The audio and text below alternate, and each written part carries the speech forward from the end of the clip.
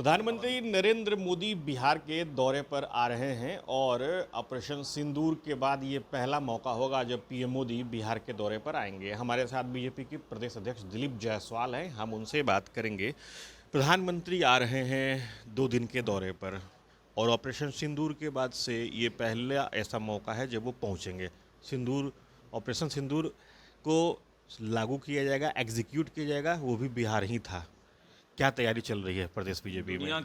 दुनिया के सर्वाधिक लोकप्रिय नेता और भारत के यशस्वी प्रधानमंत्री श्री नरेंद्र मोदी जी का आगमन 29 तारीख को शाम में पाटलिपुत्र पटना के धरती पर हो रहा है और शाम में 5 बजे आने के बाद वो सबसे पहले विश्व स्तरीय पटना एयरपोर्ट, भव्य पटना एयरपोर्ट का उद्घाटन और बिहटा एयरपोर्ट का शिलान्यास करेंगे।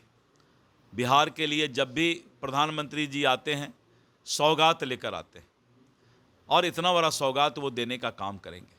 साथ ही पटना के हजारों कार्यकर्ता और हजारों जनता से एयरपोर्ट से शेखपुरा और वहाँ से नई सचिवालय और हाईकोर्ट होते हुए इनकम टैक्स गोलंबर होकर के बीजेपी ऑफिस आएंगे और हजारों लोगों के साथ उनका अभिवादन होगा, उनसे रूबरू करेंगे, मुलाकात होगी उनकी और वहाँ से आकर के भारतीय जनता पार्टी कार्यालय में आकर सांसद, विधायक, विधान पार्षदों के साथ बैठक करेंगे और रात्रि विश्राम यहाँ पर है।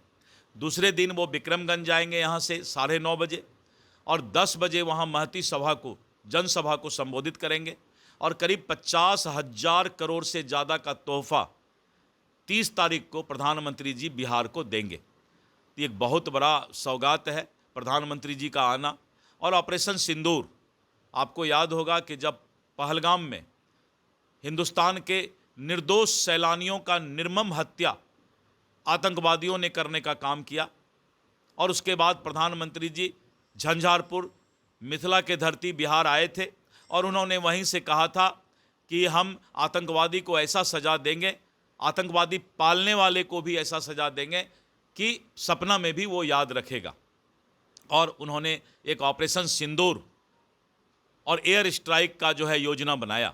ऑपरेशन का मतलब होता है कि किसी विशेष कार्यक्रम के लिए कोई अभियान चलाया जाए और उन्होंने ऑपरेशन सिंदूर यानी हमारे माँ बहनों का सिंदूर, जो कि सिंदूर एक चिनगारी है और उस सिंदूर को जो उजाड़ने का काम आतंकवादियों ने किया था, 22 मिनट तक पूरे दुनिया के इतिहास में ऐसा कभी नहीं हुआ था कि किसी देश का पूरा सिस्टम ही 22 मिनट तक पैरालाइसिस और उसको पैरालाइज कर दिया जाए। और पाकिस्तान के सारे सिस्टम को हिंदुस्तान ने 22 मिनट तक के लिए सारे रडार को बंद कर दिया। ये मामूली बात, पूरे दुनिया में ऐसा तकनीक नहीं आया हो कि जो भारत ने करके दिखा दिया।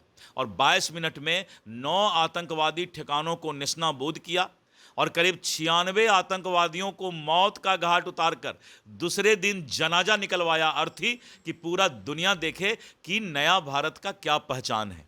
तो इस तरह करके ऑपरेशन सिंदूर के बाद प्रधानमंत्री जी का बिहार आगमन हो रहा है। बिहार के लोग आंखें पलके बिछाए हुए उनका इंतजार कर रहे हैं और प्रधानमंत्री जी का स्वागत करेंगे। एक सवाल अंतिम रहेगा कि जन स्वराज के नेता हैं आनंद मिश्रा, उन्होंने अपना नाता तोड़ लिया है पार्टी से। वो जो बयान दे रहे हैं उनके बयान से उनका झुकाव बीजेपी की तरफ आ रहा है। वो बार बार कह रहे हैं कि मुझे गेरुआ बहुत पसंद है, मैं आरएसएस का वर्कर रहा हूँ, कार्यकर्ता रहा हूँ। मौका मिलेगा तो क्या बीजेपी उनको मौका देगी क्या? देखिए, ये तो केंद्रीय नेतृत्व को फैसला लेना है। आनंद मिश्रा एक अच्छे इंसान हैं और युवा भी हैं, इसीलिए मैं तो यही कह सकता हूं कि उनका भविष्य उज्ज्वल हो और ये फैसला तो पार्टी स्तर पर केंद्रीय नेतृत्व लेती है। तो ये थे हमारे साथ बीजेपी के प्रदेश अध्यक्ष दिलीप जायसवाल। उन्होंने स्पष्ट रूप से बताया कि पीएम बिहार आ रहे हैं तो क्या क्या कार्यक्रम होंगे। Sujit Kumar, TV 9 digital, Patna.